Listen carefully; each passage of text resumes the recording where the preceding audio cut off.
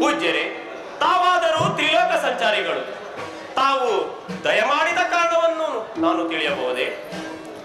ನಾರಾಯಣ ನಾರಾಯಣ. ಅಯ್ಯ ಅಶ್ವಪತಿ ಮಹಾರಾಜ, ನಾನಾದರೂ ಹೀಗೆ ಸಂಚರಿಸುತ್ತಾ ಶಿವಪ್ರಸಾದದಿಂದ ಜನಿಸಿರುವ ಮಕ್ಕಳನ್ನು ನೋಡೋಣವೆಂದು ಆ ರಾಮಸಿಂಹನ ಮಥುರಾನಗರಕ್ಕೆ ಹೋಗಿದ್ದೆನು. ಆಹಾ, ಏನು ಅವನ ಆನಂದ, ಏನು ಅವನ ವೈಭವ! ಹಬ್ಬ, ಅಂತಹ ಸುಖವಂತ ರಾಜನನ್ನು ನಾನು ಈ ಮೂರು ಲೋಕದಲ್ಲಿಯೂ ನೋಡಲಿಲ್ಲವಯ್ಯ. ಪೂಜ್ಯರೇ, ಏನು ಹೇಳುತ್ತಿರುವಿರಿ? ಆ ರಾಮಸಿಂಹನ ಸುಖದಲ್ಲಿ ಅಂತಹ ವಿಶೇಷವೇನಿರುವುದು? ನಾರಾಯಣ ನಾರಾಯಣ. ಅಯ್ಯ ಮಹಾರಾಜ, ಆ ರಾಮಸಿಂಹ ರಾಜನಾದರೂ ರಾಜ್ಯದ ಜವಾಬ್ದಾರಿಯನ್ನು ಮಂತ್ರಿಗೆ ವಹಿಸಿ ತಾನು ಮಾತ್ರ ಯಾವುದೇ ಚಿಂತೆ ಇಲ್ಲದೆ ತನ್ನ ಹೆಂಡತಿ ಮಕ್ಕಳೊಡನೆ ಅರಮನೆಯಲ್ಲಿ ಸುಖ ಸಂತೋಷವಾಗಿ ಕಾಲ ಕಳೆಯುತ್ತಿದ್ದಾನೆ. ನಾರಾಯಣ ನಾರಾಯಣ. ಹಬ್ಬ, ಎಂತಹ ಸುಖ ಪುರುಷನಯ್ಯ ಅವನು. ನಾರಾಯಣ ನಾರಾಯಣ. ಅಯ್ಯ ಅಶ್ವಪತಿ ಮಹಾರಾಜ, ನನಗೆ ತ್ವರಿತವಾದ ಕಾರ್ಯವಿರುವುದು, ನಾನಿನ್ನು ಬರುವೆನು. ಆಗಬಹುದು ಪೂಜ್ಯರೇ. ನಾರಾಯಣ ನಾರಾಯಣ.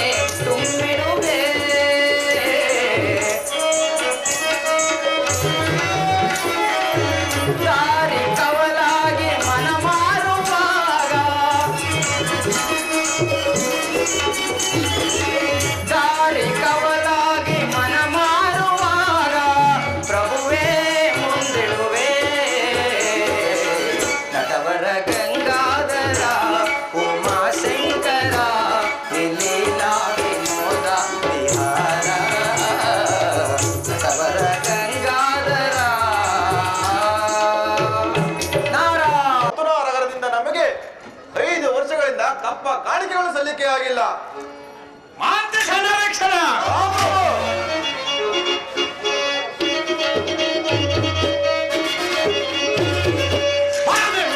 ಸಮರವನ್ನು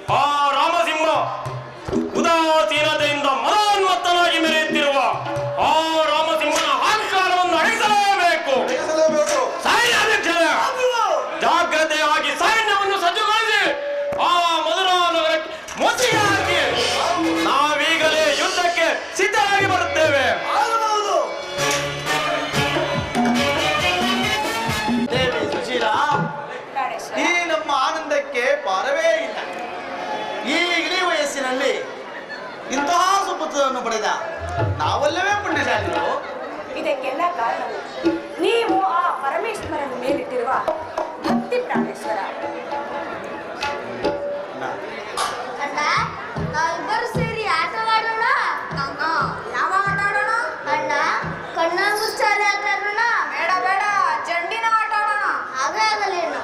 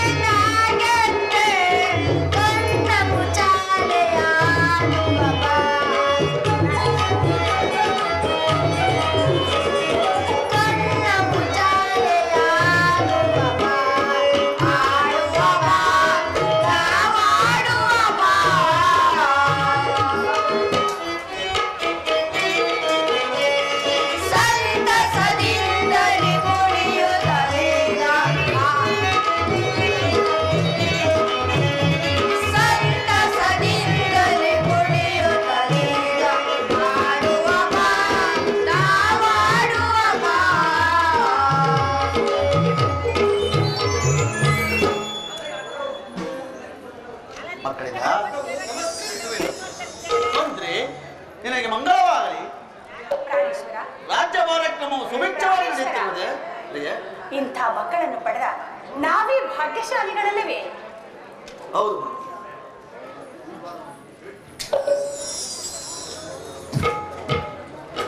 ಮಹಾಪ್ರಭು ನಮಸ್ಕರಿಸುವೆ. ಮಂತ್ರಿ ನಿನಗೆ ಮಂಗಳವಾಗಲಿ. ರಾಜ್ಯ ಕಾರ್ಯಕ್ರಮವು ಸುಭಿಕ್ಷವಾಗಿ ನಡೆಯುತ್ತಿರುವುದೇ. ಪ್ರಭು, ಏನೆಂದು ಹೇಳಲಿ? ಆ ದುರುಳನಾದ ಅಶ್ವಪತಿಯ ಸೈನ್ಯವು ನಮ್ಮ ರಾಜ್ಯಕ್ಕೆ ಮುತ್ತಿಗೆ ಹಾಕಿರುವುದು. ಆದ್ದರಿಂದ ನಾವೀಗಲೇ ಜಾಗ್ರತೆಯಾಗಿ ಯುದ್ಧಕ್ಕೆ ಹೊರಡಬೇಕು. ಏನು? ಆ ದೃಢನಾದ ಅಶ್ವಪತಿಯು ಯುದ್ಧಕ್ಕೆ ಬರುತ್ತಿರುವನೆ.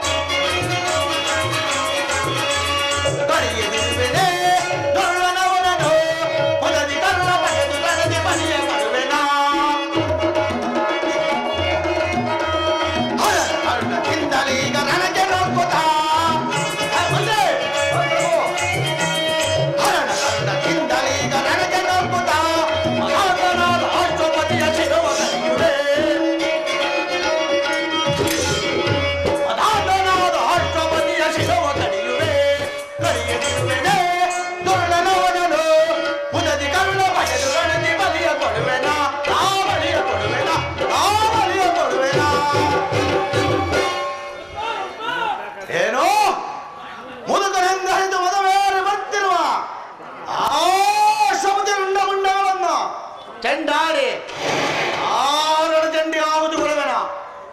ಮಂತ್ರಿ ಹೋಗು, ಸೈನ್ಯವನ್ನು ಸಿದ್ಧಗೊಳಿಸು. ಪ್ರಾಣೇಶ್ವರ, ಏನನ್ನು ಹೇಳುತ್ತಿರುವಿರಿ? ಯುದ್ಧವನ್ನು ಮಾಡುವುದು, ಧೂತವನ್ನಾಡುವುದು, ಪರ ಸ್ತ್ರೀಯರನ್ನು ಮೋಹಿಸುವುದು ಮೊದಲು ಸುಖ ತಂದರು, ನಂತರ ಕೆಡಕು ಕಟ್ಟಿಟ್ಟ ಬುದ್ಧಿ ಎಂದು ದೊಡ್ಡವರು ಹೇಳಿಲ್ಲವೇ? ಪ್ರಭು, ಬೇಡ ಪ್ರಭು, ಈ ಇಳಿ ವಯಸ್ಸಿನಲ್ಲಿ ಯುದ್ಧವನ್ನು ಮಾಡುವುದು ಸರಿಯಲ್ಲ. ಖುಷಿನಾ? ಏನು ಹೇಳ್ತೀರಿ? ಪ್ರಜೆಗಳನ್ನು ಪಾಲಿಸಲು ಒಂದೊಡೆ ರಾಜನಾಗು,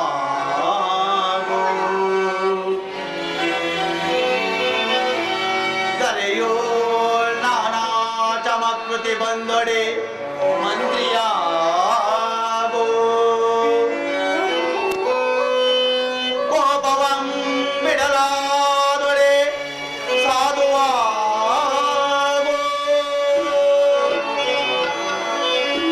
ಪರಿಷದ್ವರ್ಗಗಳಂ ಬಿಟ್ಟೊಡೆ ಮಹಾತ್ಮನಾಗೋ.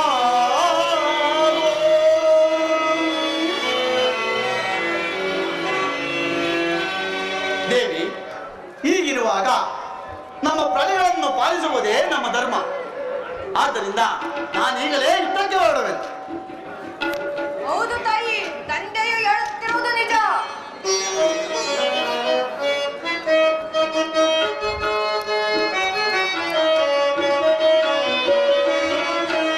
ಮಾತೆಯೇ ಆಲಿಸು ಈ ಜಾತನ ನುಡಿಯನ್ನು, ಮಾತೆಯೇ ಆಲಿಸು.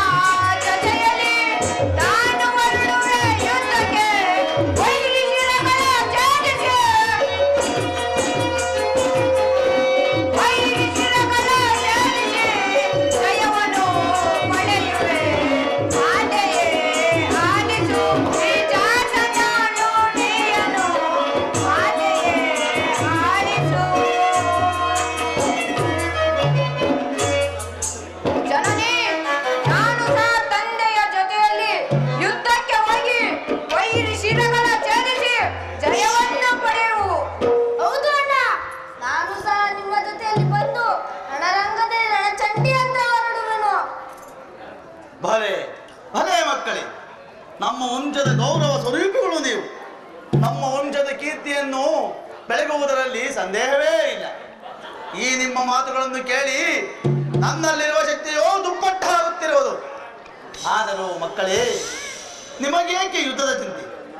ನೀವು ನಿಮ್ಮ ತಾಯಿಯ ಜೊತೆಯಲ್ಲಿ ಅರಮನೆಯಲ್ಲಿ. ದೇವಿ ಸುಶೀಲಾ, ಹೋಗು, ದೇವಿಯ ಪೂಜೆಯನ್ನು ಮಾಡಿ ನನ್ನನ್ನು ಬೀಳ್ಕೊಡು. ಹಾಗೆ ಆಗಲಿ ಸ್ವಾಮಿ. ಬಂದ್ರೆ ಸಾಲು ಸೈನ್ಯವನ್ನು ಸಿದ್ಧಗೊಳಿಸುವ. ಆಗಲೇ ಮಹಾಪ್ರಭು.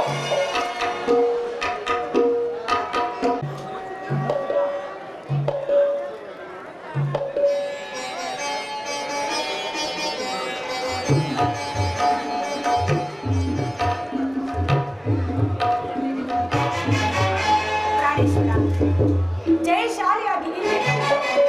ಆ ಪರಮೇಶ್ವರನ ಆಶೀರ್ವಾದವು ಸದಾ ನಿಮ್ಮನ್ನು ಕಾಪಾಡಲಿ. ದೇವಿ ಸುಶೀಲಾ, ನಾನಿನ್ನೂ ಹೋಗಿ ಬರಲಿ. ಆಗಲಿ ಪ್ರಭು, ಮಕ್ಕಳನ್ನು ಜೋಪಾನವಾಗಿ ನೋಡಿ. ಆಗಲಿ ಪ್ರಭು. ನನ್ನ ತಂಗ, ನಾನಿನ್ನೂ ಹೋಗಿ ಬರಲಿ. ಆಗಲಿ ಅಪ್ಪಾಜಿ, ಹೋಗಿ ಬನ್ನಿ. ನಾನಿನ್ನೂ ಹೋಗಿ ಬರಲಿ. ಆಗಲಿ ಜೋಪಾನವಾಗಿ ನೋಡಿಕೋ. ಆಗಲಿ ಪ್ರಭು. ಅಲ್ಲ ತಂಗ, ನಾನಿನ್ನೂ ಹೋಗಿ ಬರಲೇ? ಆಗಲಿ ಅಪ್ಪಾಜಿ, ಹೋಗಿ ಬನ್ನಿ.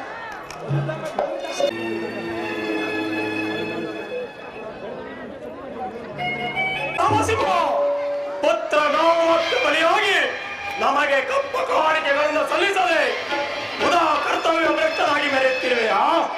ಈ ನಿನ್ನ ರಾಜ್ಯಾದಿ ಸಕಲೇಶ್ವರವನ್ನು ನನಗೊಪ್ಪಿಸಿ ಶರಣಾಗತನಾಗು. ಇಲ್ಲವಾದರೆ ಈ ನಿನ್ನ ಶಿರಸ್ಸನ್ನು ಶರಣಾಡುವೆನು. ಶರಣಾಗುವುದು ಹೇರಿಗಳ ಲಕ್ಷಣ.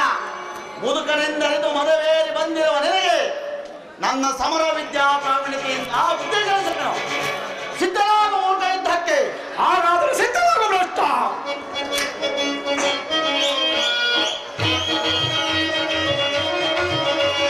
ಬಾರ ಬಾರ ಬಾರ ಬಾರ ಬಾರ ಯುದ್ಧಕ್ಕೆ ಹೆಚ್ಚು ಮಾತನಾಡಬೇಡ, ಪಂಚಮೇ ಜೋಕೆ.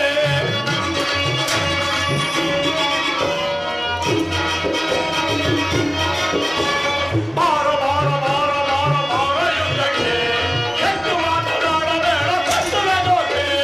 ಅಧಮರೆ ಮದದಿಂದ ಬಂದು ನನ್ನ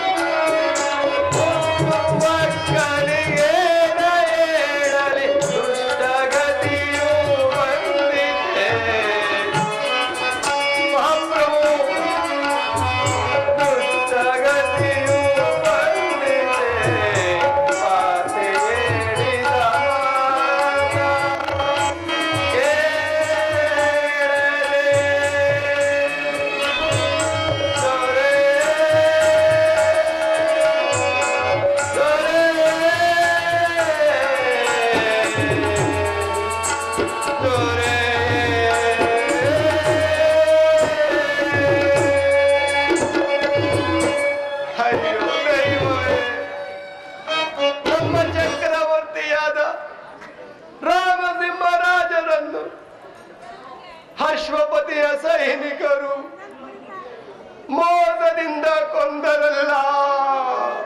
ಅಯ್ಯೋ ಮಹಾಪ್ರಭು, ನಿಮ್ಮನ್ನು ತೊರೆದು ನಾನು ಹೇಗೆ ಜೀವಿಸಲಿ? ಸಾಧ್ವಿ ಮಣಿ ಸುಶೀಲಾದೇವಿಗೆ ನಾನು ಏನೆಂದು ಉತ್ತರಿಸಲಿ? ಆ ಮಕ್ಕಳನ್ನು ನಾನು ಹೇಗೆ ಸಂತೈಸಲಿ? ಅಯ್ಯೋ ವಿಧಿಯೇ, ನನಗೆಂತ ಗತಿ ಬಂದಿತು ಭಗವಂತ.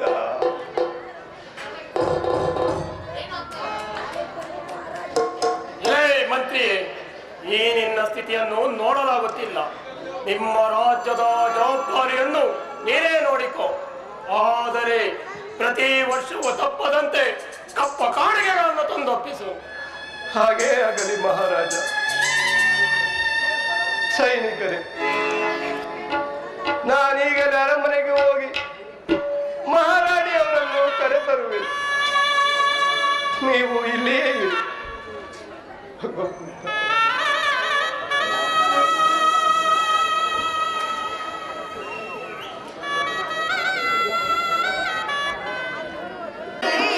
ನಾವು ಬೆಳಗ್ಗೆಯಿಂದ ಆಟವಾಡಿ ಬಹಳ ಆಯಾಸವಾಗಿರುವುದು. ಏಕೋ ನಿದ್ರೆ ಬರುತ್ತಿದೆ.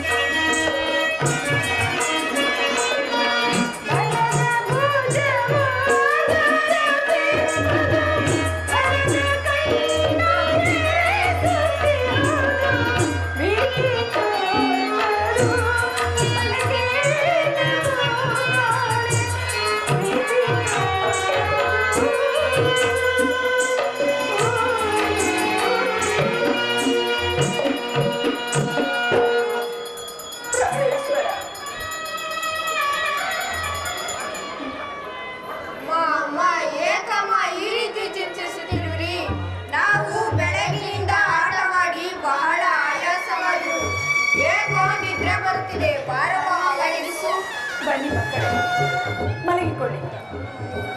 ಬಾಕಂತ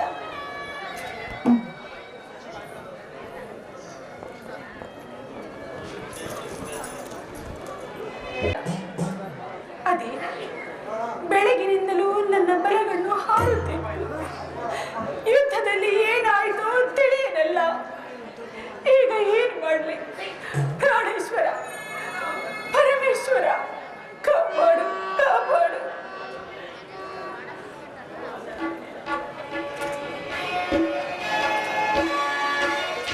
ಅಯ್ಯೋ ಪರಮಾತ್ಮ, ಮಹಾರಾಜರ ಮರಣ ವಾರ್ತೆಯನ್ನು ಹೇಗೆ ಹೇಳಲಿ? ಮಹಾರಾಣಿಯವರು ಈ ವಿಚಾರವನ್ನು ತಿಳಿದರೆ ಆ ಮಕ್ಕಳನ್ನು ತಪ್ಪಿಕೊಂಡು ಎಷ್ಟು ಗೋಳಾಡುವರು. ಇನ್ನು ಆ ಮಕ್ಕಳಿಗೆ ತಿಳಿದರೆ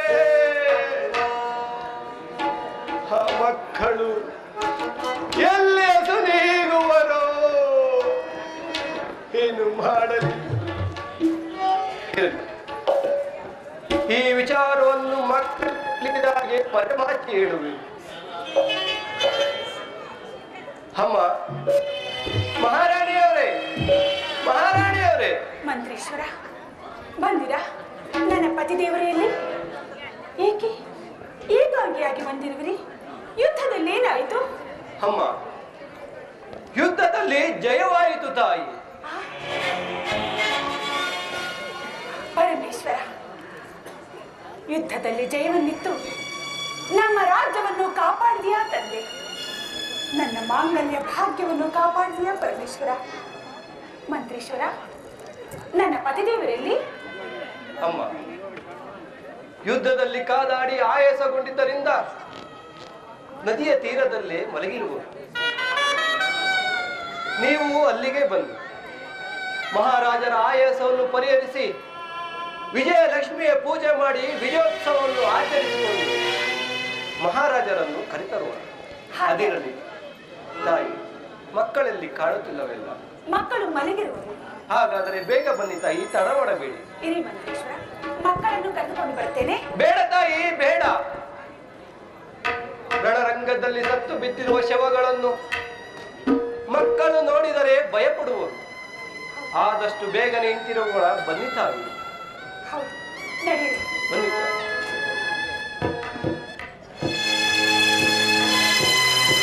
ಮಂತ್ರೀಶ್ವರ, ಮಹಾರಾಣಿಯವರೇ, ಇದು ಇದು ನೋಡಿ, ನಿಮ್ಮ ಪತಿದೇವರು ಇಲ್ಲಿಯೇ ಮಲಗಿರುವರು.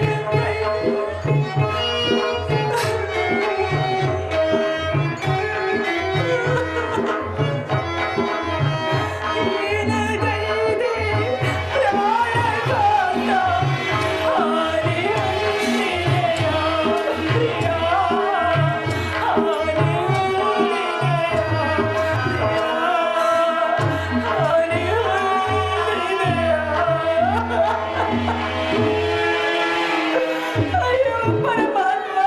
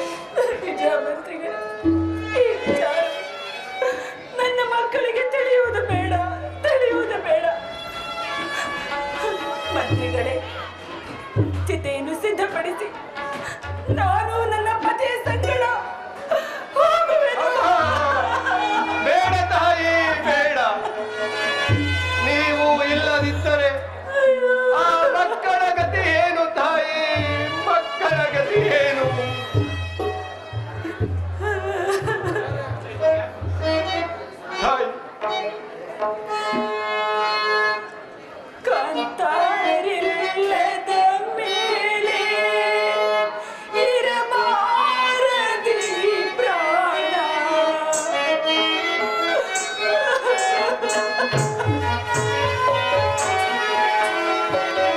ಕಾಂತಾರಿಲ್ಲದ ಮೇಲೆ ಇರಬಾರದಿ ಪ್ರಾಣ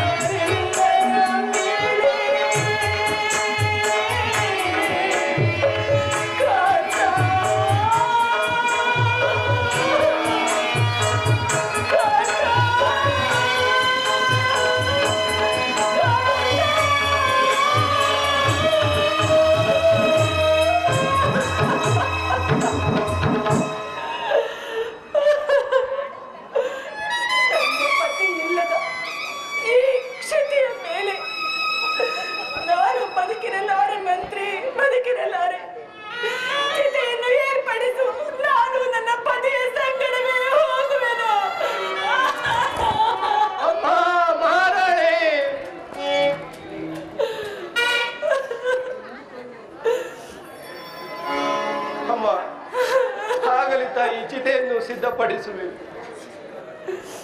ಸೈನಿಕರೇ, ಚಿತೆಯನ್ನು ಸಿದ್ಧಪಡಿಸಿ. ಮಂತ್ರಿ, ಆದರೆ ನನ್ನ ಮಕ್ಕಳಿಗೆ ಯಾವ ವಿಚಾರವನ್ನು ತಿಳಿಸದಿರು. ಅವರಿಗೆ ಏನಾದರೂ ಒಂದು ಸುಳ್ಳನ್ನು ಹೇಳುತ್ತಾ ಅವರನ್ನು ಪ್ರಾಪ್ತರಾಗುವುದನ್ನು ನೋಡಿಕೊಂಡು ವಿದ್ಯಾವಂತರನ್ನಾಗಿ ಮಾಡು. ಅಲ್ಲದೆ ನನ್ನ ತಂಗಳಿಗೆ ಅನುರೂಪವಾದ ತರುಣನನ್ನು, ನನ್ನ ಕುಮಾರನಿಗೆ ಅನುರೂಪವಾದ ತರುಣಿಯನ್ನು ಕೊಟ್ಟು ಲಗ್ನ ಮಾಡು. ಮಂತ್ರಿ, ನನ್ನ ಮಕ್ಕಳಿಗೆ ತಂದೆ, ತಾಯಿ, ಬಂಧು, ಬಳಗ ಎಲ್ಲವೂ ನೀನೇ ಮಂತ್ರಿ. ಆಗಲಿ ತಾಯಿ, ಆಗಲಿ. ಎಲ್ಲಿಗೆ ಕೊಟ್ಟ ಮಾತನ್ನು ನಾನು ನೆರವೇರಿಸಿ ಕೊಡುವೆನು ತಾಯಿ, ನೆರವೇರಿಸಿ ಕೊಡುವೆನು. ಪ್ರಾಣೇಶ್ವರ, ಪ್ರಾಣೇಶ್ವರ, ನೀವಿರದ ಈ ಜಗದಲ್ಲಿ ನಾನು ಇರಲಾರೆ. ನಾನು ನಿಮ್ಮ ಸಂಗಡಿಗೆ ಬರುತ್ತೇನೆ. ನಾನು ನಿಮ್ಮ ಸಂಗಡಿಗೆ ಬರುತ್ತೇನೆ. ಪ್ರಾಣೇಶ್ವರ, ಪ್ರಾಣೇಶ್ವರ. ಅಯ್ಯೋ ಅಯ್ಯೋ ದೈವವೇ, ಈ ಸಕಲ ಸಾಮ್ರಾಜ್ಯದ ಭಾರವನ್ನು ನನ್ನ ತಲೆಯ ಮೇಲೆ ತಳ್ಳಿಬಿಟ್ಟೆಯ. ಇನ್ನು ಏನು ತಿಳಿಯದ ಆ ಮುತ್ತು ಕಂದಮ್ಮಗಳನ್ನು ನಾನು ಹೇಗೆ ಕಾಪಾಡಲಿ? ಅಯ್ಯೋ ದೇವರೇ, ನೀನೇ ನನಗೆ ದಾರಿಯನ್ನು ತೋರಿಸು ಪರಮಾತ್ಮ, ದಾರಿಯನ್ನು ತೋರಿಸು. ಅಮ್ಮ, ತಮ್ಮ, ಏನಾಯ್ತು? ಅಣ್ಣ, ಏನೋ ಕೆಟ್ಟ ಕನಸು, ಭಯವಾಯಿತು. ತಂಗ ಭಯ ಪಡಬೇಡ.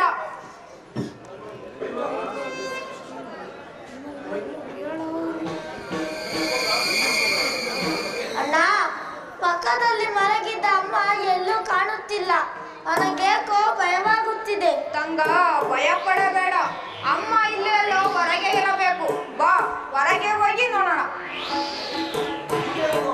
ಅಮ್ಮ, ಅಮ್ಮ,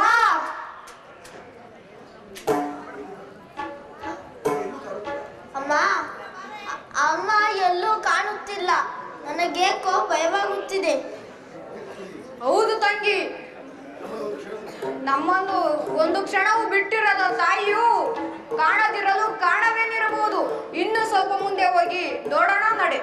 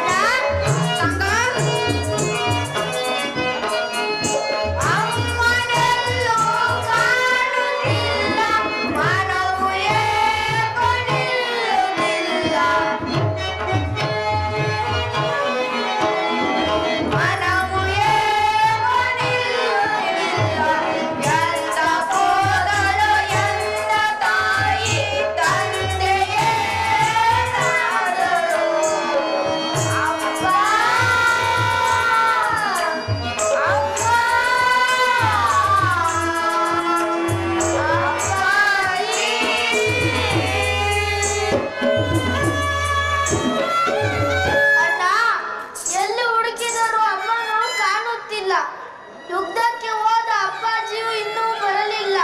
ನನಗೇಕೋ ಭಯವಾಗುತ್ತಿದೆ. ಹೌದು ತಂಗ, ಒಂದು ಕ್ಷಣವೂ ಬಿಟ್ಟಿರದು ತಾಯಿಯು ಕಾಣದಿರಲು ಕಾರಣವೇನಿರಬಹುದು. ಇನ್ನು ಸ್ವಲ್ಪ ಮುಂದೆ ಹೋಗಿ ನೋಡೋಣ, ನಡೆ.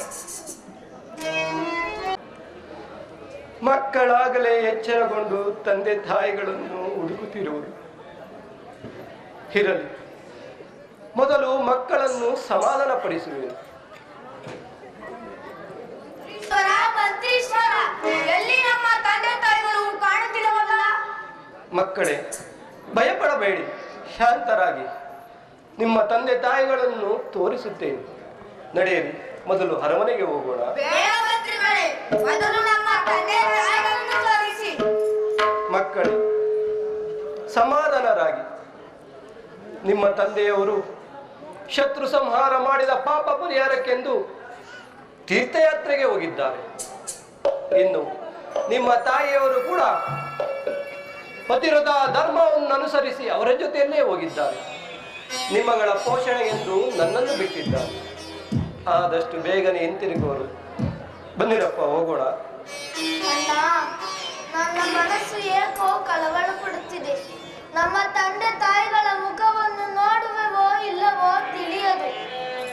ತಂಗ, ಪಿತೃ ಸಮಾನರಾದ ಮಂತ್ರಿಗಳು ಸುಳ್ಳು ಹೇಳುವವರಲ್ಲ. 2 ದಿನ ಕಳೆಯಲಿ, ನಡಿಯಮ್ಮ, ಹೋಗೋಣ. ನಡೆಯಿರಿ.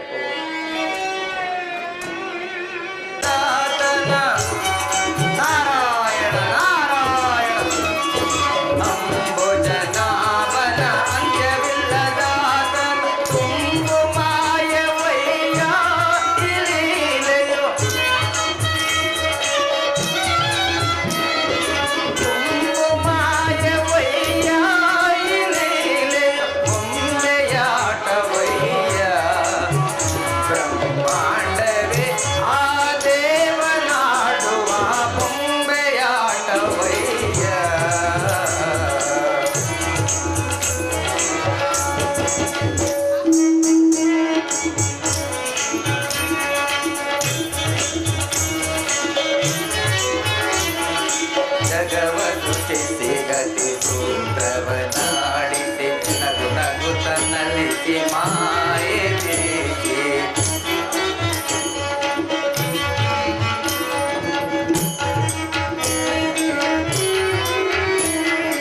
ಜಗವ ಸೃಷ್ಟಿಸಿಗತಿ ಸೂತ್ರವನಾಡಿಸಿ ನಗು ನಗು ತನ್ನಲ್ಲಿಸಿ ಮಾಯೆ ಬೀಸಿ ರಾಗದ ಭೋಗದ ಉರಿಯೊಳು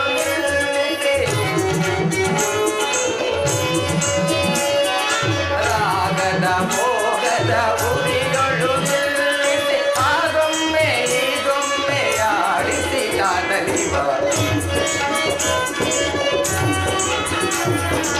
ಆಗೊಮ್ಮೆ ಈಗೊಮ್ಮೆ ಆಡಿಸಿ ಕಾದಲಿವ ಬೊಂಬೆಯಾಟವಯ್ಯ ಬ್ರಹ್ಮಾಂಡವೇ ಆ ದೇವನಾಡುವ ಬೊಂಬೆಯಾಟವಯ್ಯ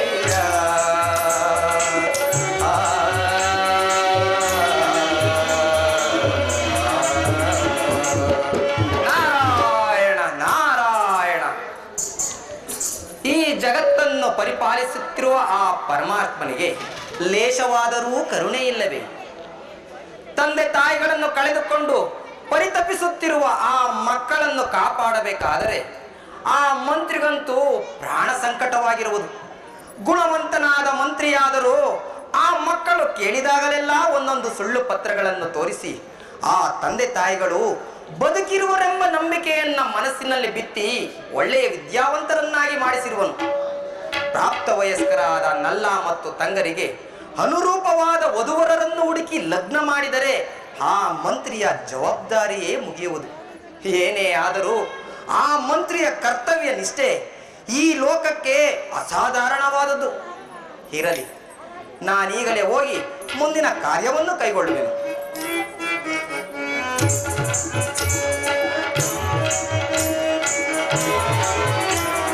ಈ ಗಾಡಿ ಚನ್ನಕ್ಕೆ